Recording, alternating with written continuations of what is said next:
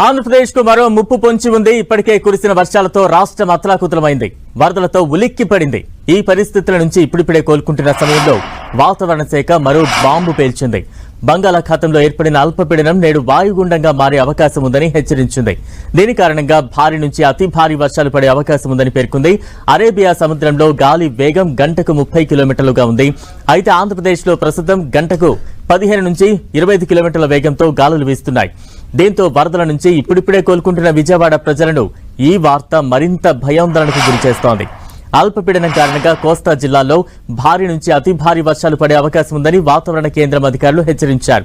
అల్లూరి సీతారామరాజు, తూర్పుగోదావరి, పశ్చిమ గోదావరి, ఏలూరు, ఎన్టీఆర్ జిల్లాల్లో అతి భారీ నుంచి అత్యంత భారీ వర్షం పడుతుందని వాతావరణ కేంద్రం అధికారులు పేర్కొన్నారు. ఈ మేరకు ఈ జిల్లాలకు రెడ్ అలర్ట్ జారీ చేశారు. అటు శ్రీకాకుళం, విజయనగరం, పార్వతీపురం, విశాఖ, కోనసీమ జిల్లాల్లో భారీ నుంచి అతి భారీ